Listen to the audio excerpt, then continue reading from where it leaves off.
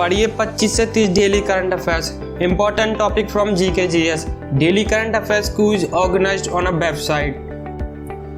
Weekly quiz banner की photo और नाम हम अपने सोशल मीडिया पेजों पर उन्हें टैग कर पोस्ट अपलोड करते हैं। इसी के साथ हम मंथली क्विज भी ऑर्गेनाइज करते हैं। मंथली क्विज बनर को प्राइस के साथ उन्हें भी टैग कर पोस्ट अपलोड करते हैं। योगदान की राशि हमारे यूट्यूब चैनल पर 100 के सब्सक्राइबर बढ़ने पर दोगुनी कर दी जाएगी।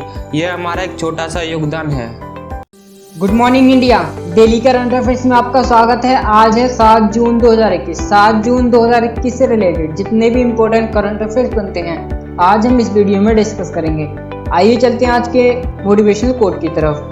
लक्ष्य ज्यादा दूर नहीं, बस रफ्तार थोड़ी तेज करनी है। आज खामोशी से पढ़कर कल अपनी सफलता की कहानी लिखनी है। आइए इसी मोटिवेशन के साथ चलते हैं आज के अपने पहले प्रश्न की तरफ। हाल ही में किस देश की सरकार ट्रांसजेंडर को काम देने वाली कंपनियों को कर प्रोत्साहन प्रदान करेगी?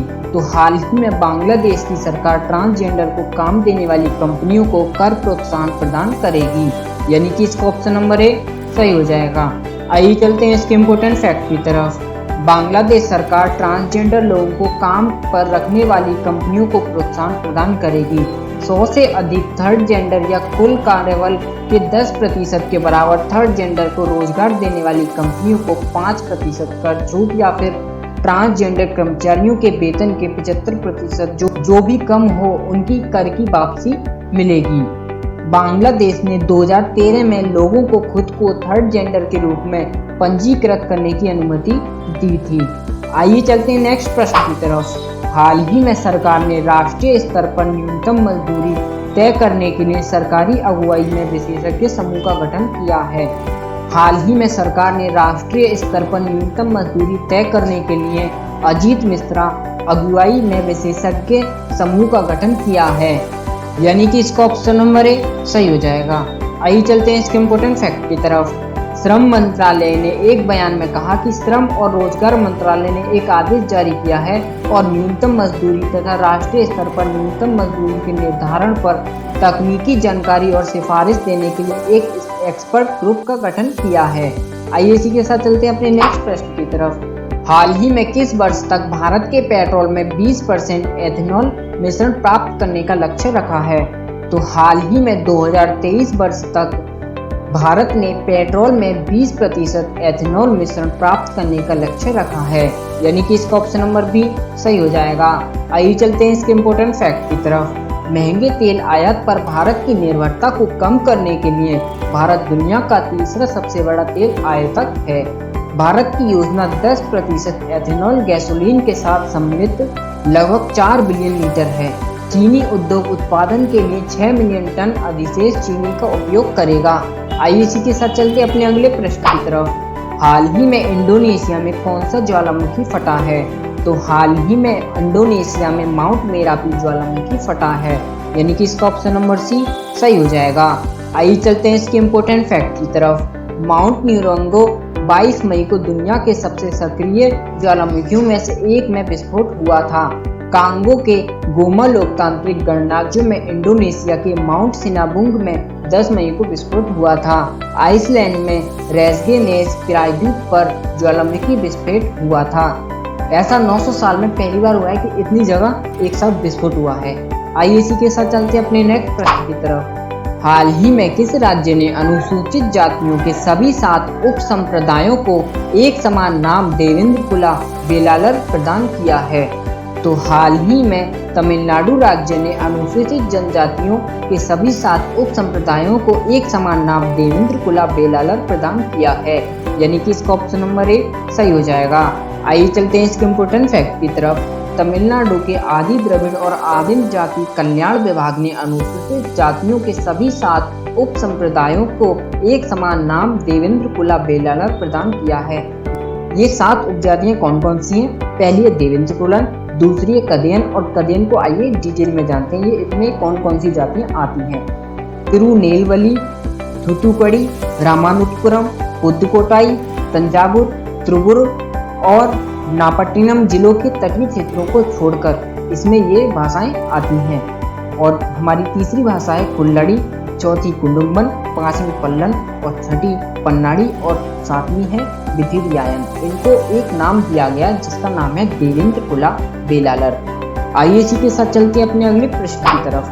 हाल ही में भारत के एकमात्र परमाणु पनडुब्बी का नाम बताइए जिसे रूस को लौटा दिया गया है। तो हाल ही में भारत के एकमात्र परमाणु पनडुब्बी का नाम है INS चक्र, यानी कि इसका ऑप्शन नंबर बी सही हो जाएगा। इसको हाल ही फिलहाल में रूस को लौटा दिया गया है। आइए इसी के साथ चलते हैं इसके इम्पोर्टेंट फैक्ट की तरफ। भारतीय नौसेना में इकलौती परमाणु क्षमता वाली पनडुब्बी INS चक्र अब रूस वापस लौट गई है। दरअसल साल 2012 में भारत सरकार की ओर से अकुला क्लास की इस पनडुब्बी को लीज पर लिया गया था। परमाणु क्षमता वाली ये दूसरी पनडुब्बी है जिसे रूस से लीज पर लिया गया था। आइए इसी के साथ चलते हैं अपने अगले प्रश्न की तरफ। हाल ही में 20 वर्ष के बाद घुड़सवारी में ओलंपिक के लिए क्वालिफाई करने वाले प्रथम भारतीय घुड़सवार कौन बने हैं। तो हाल ही में 20 वर्षों के बाद घुड़सवारी में ओलंपिक के लिए क्वालिफाई करने वाले प्रथम भारतीय घुड़सवार फवाद मिर्जा बने हैं, यानी कि इसका ऑप्शन नंबर ए सही हो जाएगा। आइए चलते हैं इसके इम्पोर्टेंट फैक्ट की तरफ। दक्ष घुड़सवार फवाद मिर्जा ने ओलंपिक खेलों के आयोजन में प्रतिस्पर्धा करने के लिए न्यूनतम पात्रता आवश्यकता को पूरा कर लिया है। 2018 एशियाई खेलों के एक डबल पदक विजेता फवाद मिर्जा आधिकारिक तौर पर 2000 सिडनी खेलों के बाद ओलंपिक के लिए क्वालिफाई करने वाले पहले भारतीय बने हैं।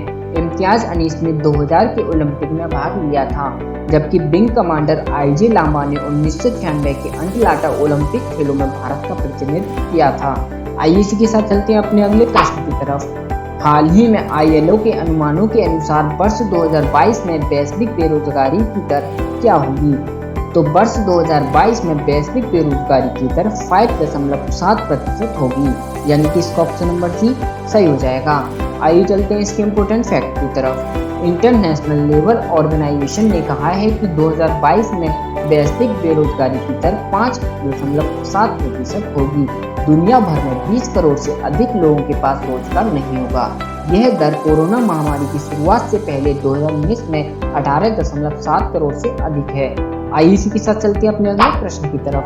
हाल ही में किस राज्य की सरकार ने कोविड-19 से निपटने के लिए दूसरी बार 20,000 करोड़ रुपए के पैकेज की घोषणा की है। तो हाल ही में केरल राज्य की सरकार ने कोविड-19 से निपटने के लिए दूसरी बार 20,000 करोड़ रुपए के पैकेज की घोषणा की है, यानी कि इसका ऑप्शन नंबर ए सही हो जाएगा। आइए चलते हैं इसके इम्पोर्टेंट फैक्ट की तरफ। महामारी से उत्पन्न चुनौतियों से निपटने के लिए केरल के बजट में 20,000 करोड़ रुपए के दूसरे कोविड पैकेज की घोषणा की गई है।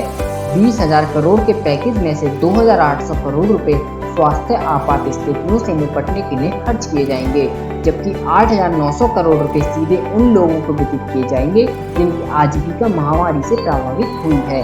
आइए इसी के साथ चलते हैं आज के अपने नेक्स्ट प्रश्न की तरफ। हाल ही में केंद्र सरकार द्वारा टेट प्रमाण पत्र की वैधता में कितनी वृद्धि की गई है। तो हाल ही में केंद्र सरकार द्वारा टेट प्रमाण पत्र की वैधता में लाइफ टाइम की वृद्धि की गई है, यानी कि इसका ऑप्शन नंबर बी सही हो जाएगा। आइए चलते हैं इसके इम्पोर्टेंट फैक्ट की तरफ। योग्यता प्रमाण पत्र की वैधता अवधि 2011 से पूर्वव्यापी प्रभाव के साथ 7 वर्ष से जीवन काल तक रहेगी। टेट उस व्यक्ति के लिए एक आवश्यक योग्यता है जो स्कूलों में शिक्षक के रूप में नियुक्ति चाहता है। CTET केंद्रीय माध्यमिक शिक्षा बोर्ड यानी कि CBSE द्वारा आयोजित किया जाता है। पिछले साल अक्टूबर में NCTE और CTET की वैधता को आजीवन बढ़ाने की सिफारिश की थी। आइए इसी के साथ चलते हैं आज के अपने नेक्स्ट प्रश्न की तरफ। हाल ही में किस केंद्र शासित प्रदेश के उपराज्यपाल ने यौन टैब योजना 2021 शुरू की है। तो हाल ही में लद्दाख केंद्र शासित प्रदेश के उपराज्यपाल ने यौन टैब योजना 2021 शुरू की है, यानी कि इसका ऑप्शन नंबर ए सही हो जाएगा। आइए चलते हैं इसके इम्पोर्टेंट फैक्ट की तरफ।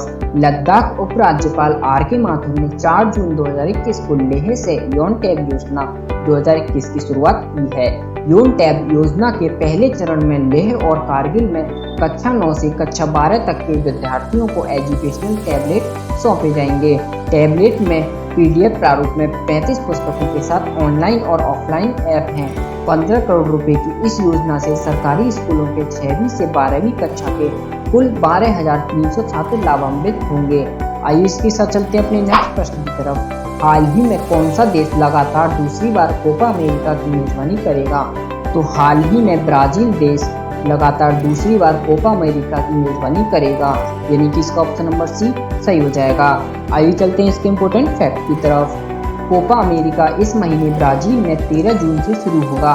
कोपा अमेरिका की मेजबानी पहले अर्जेंटीना और कोलंबिया को सौंपी गई थी। सामाजिक अशांति के कारण कोलंबिया ने अपना नाम वापस ले लिया है। वहीं कोरोना महामारी के कारण अर्जेंटीना ने भी मेजबानी से इनकार कर दिया है। आइए इसी के साथ चलते हैं अपने अगले प्रश्न की तरफ। हाल ही में डिजिटल बिजनेस एंड टेक्नोलॉजी के अध्यक्ष किसे नियुक्त किया गया है?